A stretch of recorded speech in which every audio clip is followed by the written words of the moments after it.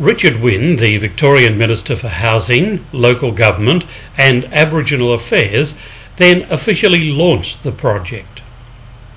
I kidnapped the Federal Minister for Housing, Tanya to come down here this morning, at least just for a few minutes, just to hear a little bit about what we're trying to achieve here at Collingwood. Tanya is just a great person.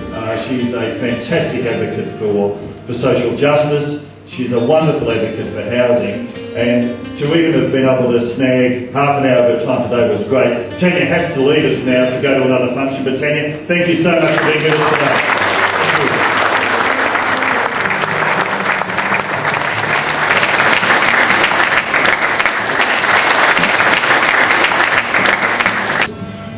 Can I acknowledge, of course, our Mayor, Judy Morton, Mayor of the City of Yarra, who's with us here today. To all of my friends, and I say my friends here on the Collingwood estate.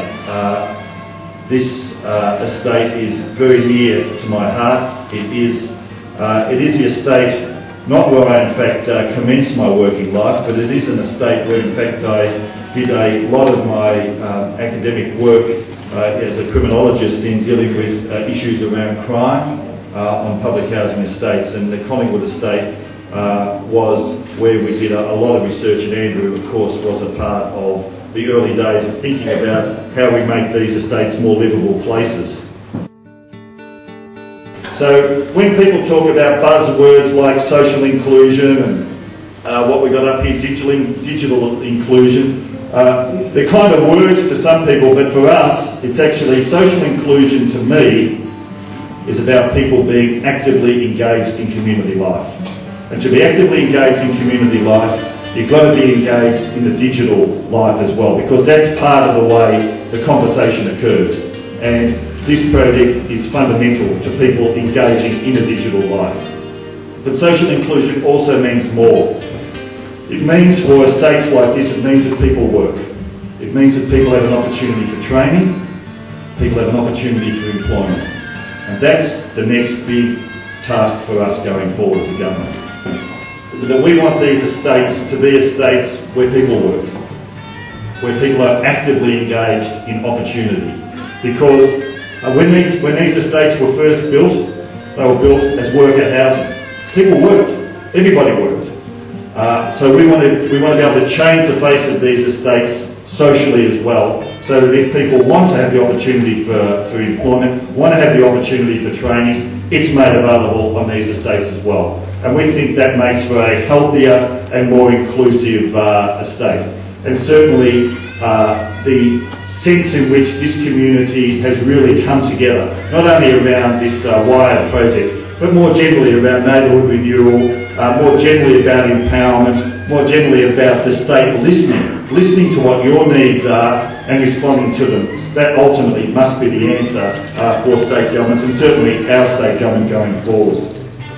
So Wired Community at Collingwood is a big project. It's a $3.6 million project, of which near enough to $2 million is actually in cash to wire up the buildings and get this project up and going. The rest is the extraordinary in-kind support that we've been provided with. I mean, this is a wonderful social justice outcome, and it's one that really the community here at Collingwood ought to be justifiably proud of. So to you, Andrew, to Info Exchange and to all the partners, we do offer a sincere thanks.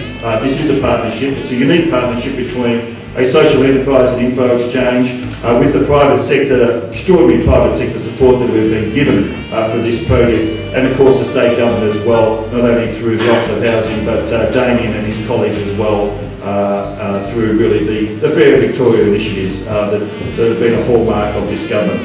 I guess the final thing I would say to you, if governments can do anything good, it's got to be good stuff around affordable housing, it's got to be good stuff about access, and it's got to be good stuff about standing with community. I guess that's the business I'm in, that's why I'm in public life, that's why I've been involved in housing with Andrew for nearly 25 years now.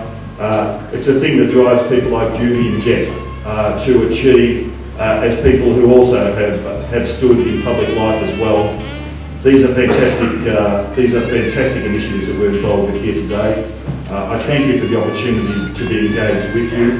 The Collingwood estate, yet again, is going to be an estate of choice for our community going forward. And to have the Wire and Collingwood voted as a part of that, people are going to be banging on the doors saying, how do we get on to the Collingwood estate? Thanks so much.